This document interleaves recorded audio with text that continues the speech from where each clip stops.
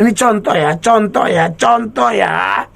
Dia ada anak perempuan, ya. Dia bukannya bimbing, pimpin, gembalakan, arahkan anak perempuannya supaya hidup benar, ya. Cantik tapi cantik dalam Tuhan, jangan cantik ganggu laki orang, ya kan. Tapi dia sewot ngomongin anak tetangga. Orang pulang malam diantar mobil langsung bikin gosip. Orang piara. Kalau kami di Kupang biasa begitu. Ya ada dulu saya punya pengalaman. Ibu-ibu tertentu asal lihat anak orang pulang malam langsung bikin gosip dengan kumpulan ibu-ibu yang jenisnya sama dengan dia, mereknya sama. Dompu merek ialah ember bak hitam. Mulu ember, bukan ember biasa, ember bak. Ember bak. Selamat pagi untuk Bapak Pendeta. Selamat pagi.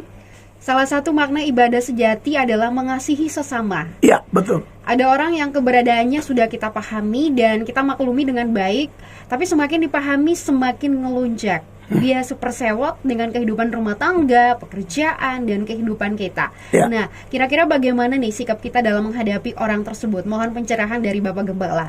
Menghadapi orang yang super sewot, ya, suka ngurusin rumah tangga orang dan lain sebagainya. Memang betul bahwa kehidupan sebagai orang percaya itu ada perintah, ya. Sebagai tubuh Kristus kan, kalau satu menderita, yang lain ikut menderita, ya. Karena tubuh Kristus ibarat telinga, tangan, kaki, jari, hidung, mata. Kalau mata bermasalah, otomatis seluruh tubuh terganggu. Kalau telinga bermasalah, otomatis seluruh tubuh, ya, terganggu, ya. Makanya dalam 1 Korintus 12, ya. Dalam 1 Korintus 12 itu Paulus bilang begini. Andai kata tubuh seluruhnya adalah mata, di manakah pendengaran? Andai kata seluruhnya adalah telinga, di manakah penciuman? Tetapi Allah telah memberikan kepada anggota masing-masing secara khusus suatu tempat pada tubuh seperti yang dikehendakinya. Ya, dikatakan di ayat 19, andai kata semuanya adalah satu anggota, di manakah tubuh? Memang ada banyak anggota tetapi hanya satu tubuh. Jadi mata tidak dapat berkata kepada tangan, aku tidak membutuhkan engkau.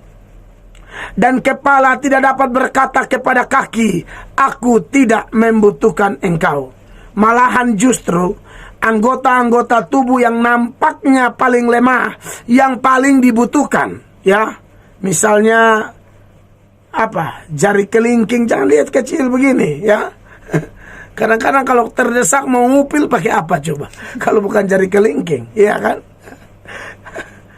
Lalu dikatakan ayat 23, dan kepada anggota-anggota tubuh yang menurut pemandangan kita kurang terhormat, kita berikan perhatian khusus. Dan terhadap anggota-anggota kita yang tidak elok, kita berikan perhatian khusus, ya. Nah, jadi ini bicara tentang tubuh Kristus itu, ya, saling memperhatikan lah, saling ikut merasakan, ya, merasakan pergumulan satu dengan yang lain. Begitu juga dengan surat yang lain, misalnya dalam Roma, ya. Roma pasal 12 ayatnya yang ke-15 dikatakan, bersukacitalah dengan orang yang bersukacita dan menangislah dengan orang yang menangis. Tetapi dari pertanyaan yang Anda kasih ini, tentu kita juga diingatkan, betul, kita tubuh Kristus, kita keluarga dalam Tuhan, kita harus saling mengasihi. Tapi bagaimanapun ada batas-batas privasi yang tidak boleh dimasuki sembarangan. Contoh, ya, kalau kita sering mendengarkan kalimat begini, kalau orang datang bertamu di rumah seseorang, ada orang yang berkata, anggap saja rumah sendiri. Saudara pernah dengar itu? Itu ungkapan bahwa, aduh, kita ini udah kayak saudara nih. Anggap aja rumah sendiri, nyantai. Tapi tentunya kita yang mendengar. kalimat dari tuan rumah yang berkata anggap aja rumah sendiri, itu kita jangan bodoh lalu menganggap oh kalau rumah sendiri ayo kita cari berangkasnya di mana, kita buka lemarinya, periksa perhiasannya. Bukan demikian, itu namanya Anda ngawur. Jadi kalau memang kita keluarga dalam Tuhan ya, kita sesama keluarga dalam Tuhan, tapi ada batas-batas privasi orang. Nah makanya ketika Anda bertanya, saya sudah mengasihi tapi sok sewot apa segala macam. Jadi menurut saya yang sok sewot itu yang tidak boleh melakukan itu lagi. Stop dengan sok sewotmu itu gitu loh. Jadi saudara tidak bisa campur masalah orang kecuali memang dia curhat, kecuali memang dia berbagi. Aduh saya pengen berbagi nih, masalah saya kayak gini, tolong doain ya segala macam ya. Tapi kalau dia yang nggak ngomong, ngapain kita ngotot cari tahu? Onderzoek, orang Kupang bilang, lu tahu onderzoek karena anak kowe. Salosa bro, tak usah terlalu baca kiri kanan apa segala macam. Ini privasi orang. Ya, jadi maksud saya ialah betul apa yang Anda katakan, saya setuju. Orang kayak begitu harus ditegur. Ya, kalau dia dengar puji Tuhan, ya, dia dengar puji Tuhan. Saya seringkali sebagai pemimpin, sebagai rohaniawan, kalau ada yang seperti itu biasanya saya panggil. Ingat ya, saudaraku ya, yang ini tidak boleh. Kita sama-sama melayani, tapi kalau sampai ranah ini tidak boleh begitu. Ya, itu perlu disampaikan. Dan puji Tuhan, dari beberapa saudara yang kami sampaikan, puji Tuhan dia mengerti, puji Tuhan dia paham, puji Tuhan dia berujung pada perubahan. Tapi kalau yang kami omong dan tidak mengerti, Alkitab bilang simpel aja, jangan buang mutiara di babi. Iya kan? Karena Amsal juga bilang begini, yang senada dengan jangan buang mutiara di babi itu. Saya ingat Amsal 23 ayat 9. Itu kalau orang dibilangin tapi tidak ngerti-ngerti juga, dibilangin tapi tidak nangkap pesannya, orang kayak gini ini kategori bebal. Ini sudah kategori yang parah punya, ya kan? Makanya di dalam Amsal 23 ayat 9 dikatakan jangan berbicara di telinga orang bebal. Kenapa?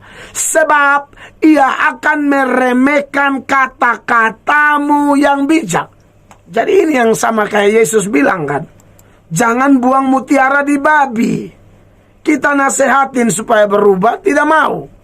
Nah jadi buat saudara, ini sekalian nih, buat saudara yang suka sewot ya sama urusan pribadi orang, padahal dia sendiri tidak mau saudara urusin masalah pribadi dia, Anda harus hargai dong. Iya kan? Lain hal ya kalau dia curhat, tolong bantu doa. Nah kalau dia curhat pun kita dididik harus bisa pegang rahasia. Kalau kita pernah gagal, ayo berubahlah pagi ini, ya kan? Jadi kita harus tidak usah sewot dengan orang. Ya. Kadang-kadang ada orang tuh yang dia bagaimana ya? Dia punya anak perempuan. Ini contoh ya. Dia ada anak perempuan. Ya. Dia bukannya bimbing, pimpin, gembalakan, arahkan anak perempuannya supaya hidup benar ya. Cantik tapi cantik dalam Tuhan, jangan cantik ganggu laki orang, ya kan? Tapi dia sewot ngomongin anak tetangga. Orang pulang malam diantar mobil langsung bikin gosip. Orang piara. Kalau kami di Kupang biasa begitu. Ya ada dulu saya punya pengalaman. Ibu-ibu tertentu asal lihat anak orang pulang malam langsung bikin gosip dengan kumpulan ibu-ibu yang jenisnya sama dengan dia. Mereknya sama. Dompo merek ialah ember bak hitam. Mulu ember. Bukan ember biasa. Ember bak. Tahu kok sondeng. Sekarang sepulang malam adi baru yang antar lagi. Contoh kayak ada laki-laki gumuk satu. Tahu siapa? Kayaknya orang piara dia. Saudara lihat nih. Orang piara katanya. Ya ini menurut saya dari mana Anda tahu? Kok cepat-cepat sekali buat kesimpulan orang piara? Bagaimana kalau ternyata memang dia lembur? Bagaimana kalau ternyata memang pekerjaannya itu harus sampai malam? Karena memang ada profesi-profesi tertentu yang kerjanya sampai malam. Jadi jangan omongin orang lah. Suami istri lewat, dong bisik-bisik. Orang Kupang bilang bak kusu-kusu. Kusu-kusu bilang apa? Hidung dua son cocok, ah. Ya ampun, Tuhan yang pertemukan mereka, mereka adalah jodoh. Kok kamu bisa-bisanya tetangga yang tidak punya kuasa menentukan jodoh orang, orang punya rumah tangga sudah berjalan, bisa-bisanya dia lewat, kamu berkata son cocok. Kayaknya tidak cocok. Lu siapa sih? Kok lu yang paling tahu cocok tidak cocok? Kacau ini orang. Bertobat kau ya, yang suka bilang itu tetangga dua tuh saja.